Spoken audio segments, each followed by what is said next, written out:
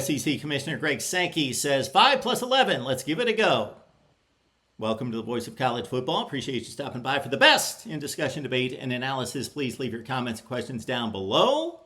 Keep in mind that we are live every Monday through Friday, 4 p.m. Eastern Time. Give me a call. Please like the video and subscribe right here at the Voice of College Football.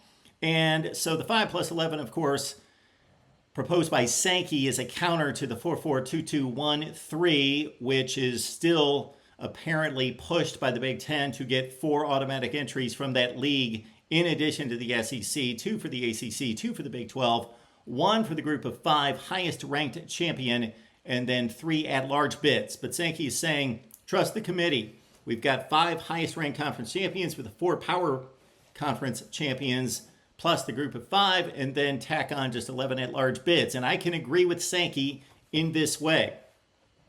We've entrusted the College Football Playoff Committee to select the teams. They've been in play for 11 years, and I don't like the process. I would institute, as I have documented many times, an objective system to determine the playoff teams, just like the NFL, Major League Baseball, the NBA. However, if you're going to entrust a committee that is performed capably through these 11 years, I don't always like the answers that they give or the data points that they give in responding to questions about why certain teams are selected or ranked where they are. However, the final results are respectable. I may have made a few different selections, but over the course of 11 years, they've made no egregious errors in their selection. So if we're entrusting the committee, entrust them all the way, and trust that they will select the 11 at-large teams that have earned playoff spots through their performance, win-loss record, and then beyond that against a strength of schedule. So let's go to 2014 first and foremost to see what it would have looked like in the 5 plus 11 model, but we will also tweak that to a 6 plus 10 because, of course, we had a 5th major conference in the Pac-12, and the intent here is to include the group of 5. So in 2014, Bama 1, Oregon 2, Florida State 3, Ohio State 4. They, of course, went and played in the playoff that year. Baylor won the Big 12. Well, they tied with TCU. They did win the head-to-head tiebreaker, and you see the conference champions designated there. Mississippi State at 7, Michigan State 8, Ole Miss 9, Arizona, Kansas State, Georgia Tech, Georgia, UCLA, Arizona State, and Mizzou out of the SEC at number 16. They lost the conference championship game that year. So if you go with straight seeding and you also go with the 5 plus 11 model, you leave out the group of 5 and Mizzou stays in the playoff. However, the intent is to include the group of 5, and the highest ranked group of 5 champion in 2014 went on to the Fiesta Bowl to defeat Arizona, and that's Boise State at 11-2, the Mountain West Conference champions. Mizzou is out. Now, if we just look at the rankings as well, and one of the most interesting portions of going through these seasons to me is to see who has a like record or maybe even a better record and resume and is getting left out in favor of other teams. Wisconsin lost the Big Ten championship to Ohio State to finish 10-3. They're out. Clemson, Louisville on the outside looking in at 9-3 despite having a record that is similar to teams that would have made the playoff in 2014. When we look at the conference structure of how many teams would make it, 5 of the top 16 were SEC teams, the Pac-12 with 4, the Big 12 with 3. Look at the Big 10 with only 2 teams, so the Petiti model obviously would have aided the Big 10 in 2014 and would have had to grab a few other teams there. And we have posted other videos that have gone through the 4-4-2-2-1-3 model, so check those out. We will leave those links down in the comments section, so if you're interested to see who would have been elevated out of the Big 10 into the top 16, again, we've already covered that angle. ACC with 2 as well. The matchups look like this. Bama against Mizzou, unless it's a 6 plus 10, and then, of course, Boise State takes that place at number 16 as the G5 rep. Oregon, Arizona State out of the same conference. Florida State, UCLA. Ohio State, Georgia. We saw that in 2022, of course. Baylor, Georgia Tech, TCU taking on Kansas State as a couple of Big 12 teams get together. Mississippi State against Arizona. And then we've got also Michigan State taking on Ole Miss in the 8 8-9 game. In 2015, of course, Clemson marched on to the number 1 seed, but were derailed by an Alabama team in the national championship game. And as we look at the top 16 teams in the country, we will see that the SEC is just outside the top 16 as we run it down. Clemson, Bama, Michigan State, Oklahoma made the playoff that year. Stanford was the other big conference champion. Iowa at number 5 lost the Big Ten championship game. Ohio State, Notre Dame, Florida State, North Carolina round out the top 10. TCU, Ole Miss, Northwestern, Michigan, Oregon, and Oklahoma State. However, where's our Group of 5 champion? They are in the American Conference. The Houston Cougars at 12-1. Fine football team, defeated some good teams that year, including Florida State in the Peach Bowl. So elevate Houston from number 18 to take Oklahoma State's spot. And then the representation looks like this. Well, the Big Ten meets its quota that Tony Petitti wants at 4. Big Ten would have had 5 in 2015, followed by the ACC and the Big 12 with 3, the Pac-12 with 2, and the SEC with only 2 reps there in 2015. Of course, that's Bama, and that is also Ole Miss, and of course, minus Oklahoma and Texas at this point. And speaking of which, when we look at the top 16 in the country, keep in mind, look at the teams that were just outside the top 16 that had similar records. Florida 10-3, lost the SEC championship game. Baylor and Utah at 9-3. LSU had a game wiped out. They went 8-3 that season. The matchups look like this. Clemson taking on Oklahoma State. Unless we go with the 6+10 model, then it's Houston elevated into that matchup. Bama, Oregon. We all wanted to see that so many times in the early 2010s. Then we've got Michigan State taking on Michigan. How about that? That would be a rematch of the infamous muffed punt game that led to Michigan State's Big Ten championship. Oklahoma taking on Northwestern. Iowa, Ole Miss. Stanford, the 6th seed against TCU. Ohio State, North Carolina, and Notre Dame taking on Florida State, which they do on a fairly regular basis. In 2016, Clemson marched on to its first national championship under Dabo Swinney and defeated Bama in a classic. Let's take a look at the other teams that would have matched up against those 2 Titans in a 16-team playoff. There are Bama, Clemson, Ohio State, and Washington. They made the playoff. Penn State won the Big Ten, but was left out at number 5. Michigan 6. Oklahoma won the Big 12 at number 7. Wisconsin, USC, Colorado, Florida State, Oklahoma State at 12, Louisville at 13. We've got Auburn at number 14. Western Michigan, undefeated, would be the G5 rep. PJ Fleck's a Western Michigan team there that went to the Cotton Bowl and lost to Wisconsin. And then West Virginia at number 16. Left out with similar records included this bunch. Stanford 9-3. Virginia Tech, who lost the ACC championship game to Clemson, 9-4. Florida, Tennessee, Utah, and Pitt all went 8-4. Now we look at conference representation. Big 10 with 4. ACC, Big 12, and Pac-12 with 3 each. And look at the SEC with only 2. Bama, number 1. Then you've got to go all the way down to Auburn at number 14. It was a year of parity in the SEC. The matchups look like this. Bama, West Virginia. Clemson, Western Michigan. Ohio State, Auburn.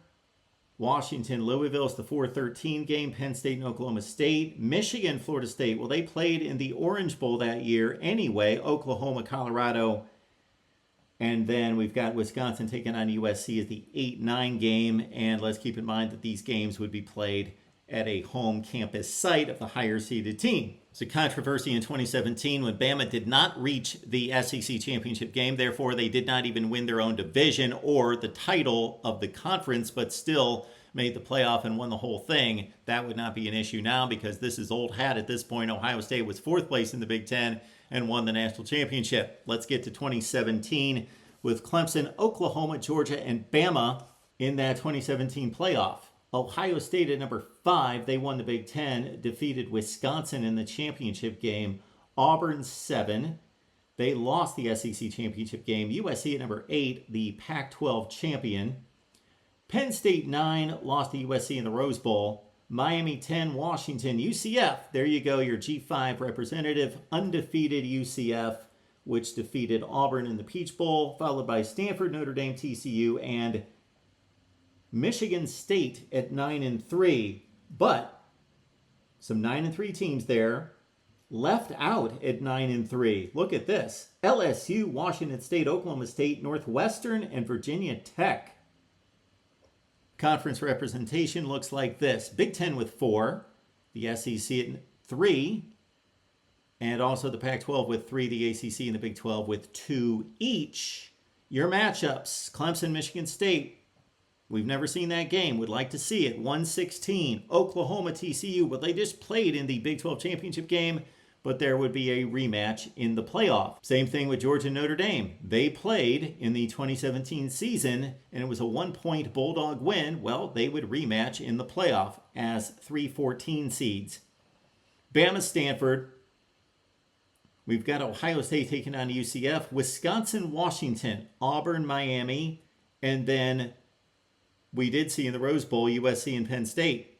And there we go. They were the Rose Bowl participants in 2016, the year before, and they would match up in the playoff as the 8-9 game. For the 4th year in a row in 2018, Bama and Clemson matched up in the CFP. This time it was Clemson and Trevor Lawrence winning the national championship. Let's check out their expanded competitors in this field of 16.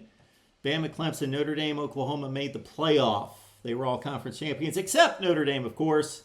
Ohio State was the other conference champion, along with Washington in the 6 and 9 positions. UCF makes it from the group of 5. Michigan's there at 7. Florida, LSU from the SEC. Penn State, Washington State.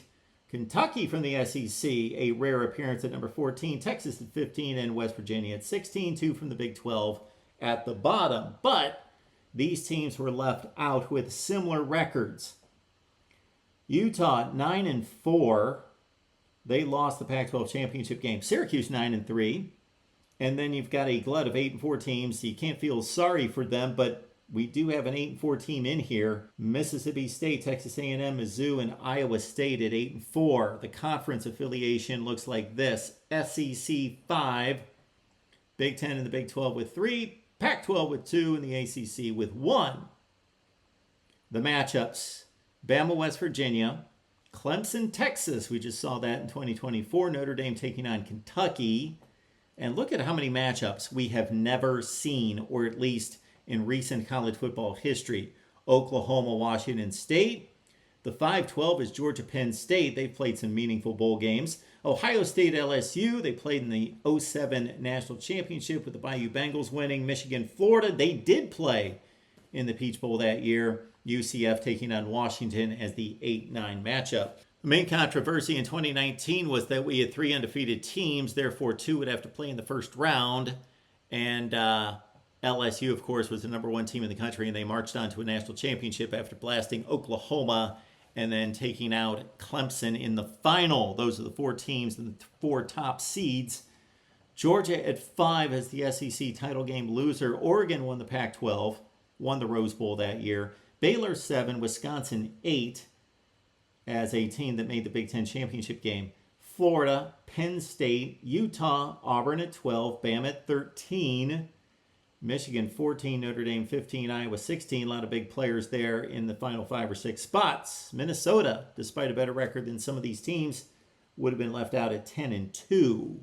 Now, we don't have a group of 5, so if we're going to the 6+10 model, we have to elevate Memphis from number 17, kick out Iowa. Sorry, Hawkeyes, you do not make this formula. The SEC and the Big Ten come in strong with 5 teams each.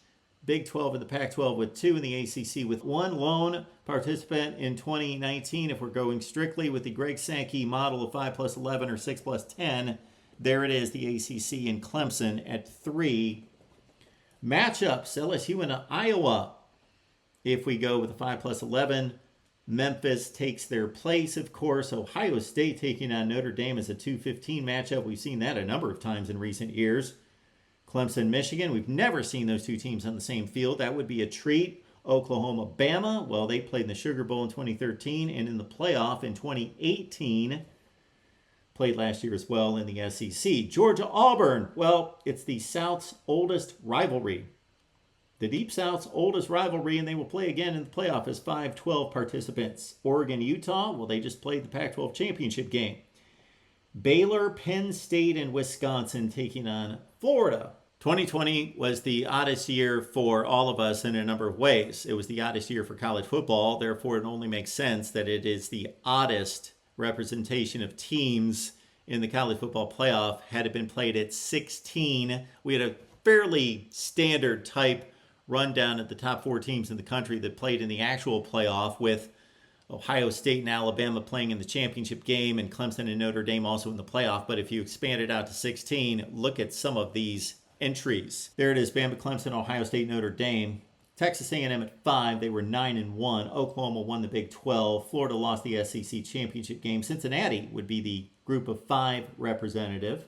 They were undefeated and barely lost to Georgia in the Peach Bowl. And there's Georgia at 9. Iowa State 10, Indiana 11. Now it gets weird. Coastal Carolina at 12, North Carolina at 13, Northwestern 14, Iowa 15, BYU makes an appearance at 16. A couple teams left out, and it's a different process than the other years, because in the other years we got 12 regular season games. Everybody played 12. But here the number of games played is all over the map. So these are 2 teams that had better percentages, winning percentages, than other teams. Miami 8-2, USC lost the Pac-12 championship game at 5-1. The winner of the Pac-12 championship game, well, we got to put them in to the 6+10 model. That's Oregon at 4-2. Take out BYU.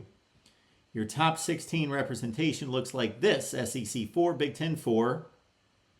Then we've got the ACC at 3, the Big 12 at 2, and no one from the Pac-12. And, of course, they played a lot less games than just about anybody else.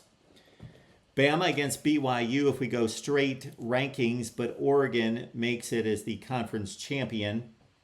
Clemson, Iowa. Never seen those 2 teams on the same field. Ohio State, Northwestern. Just played in the Big 10 championship game. Notre Dame, North Carolina. Frequent meeting between those teams in their ACC contract. Texas A&M and Coastal Carolina.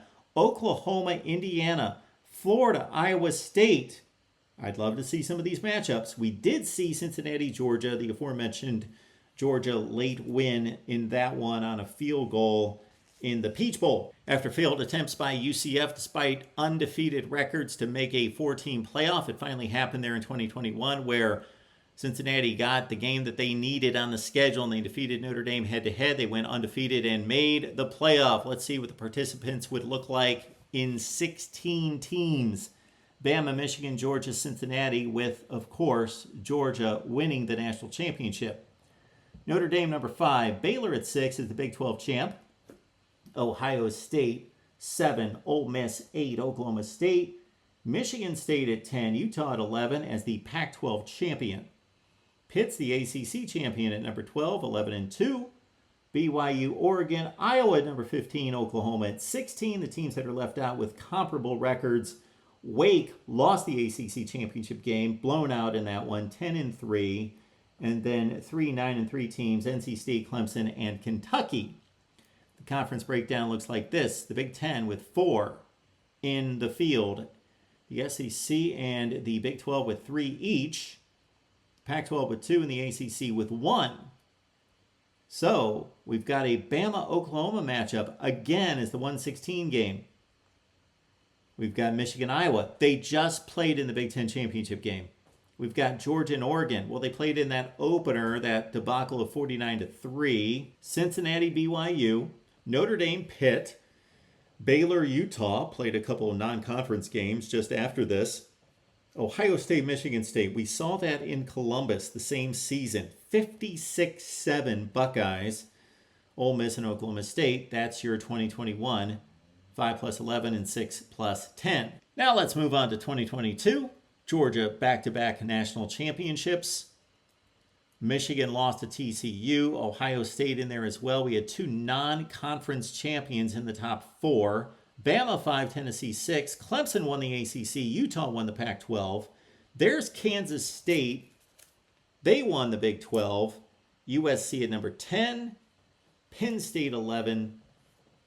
Washington, Florida State, Oregon, and there is your G5 rep at Tulane at number 16. They won the Cotton Bowl against USC after winning the American Conference. UCLA left out at 9-3. Your conference representation starts with the Pac-12, 5 teams. The SEC and the Big Ten would have needed that 4-4-2-2-1-3 lift. They only got 3 in. ACC 2, Big 12 2. The matchups, Georgia, Tulane, 116 matchup. Michigan, Oregon. Well, they are now participants in the Big Ten and played last season in the regular season. TCU, Oregon State. Ohio State against Florida State. They last met in the 1997 Sugar Bowl. Bama, Washington. They played in the playoff in 2016. Tennessee, Penn State. They last played in the 07 Outback Bowl. Clemson, USC at number 7. Man, look at these matchups. Clemson, USC. We've never seen it. Utah and Kansas State, the 8-9 game. 2023, of course, was the infamous Florida State year. Undefeated, lost Jordan Travis the second to last game of the season.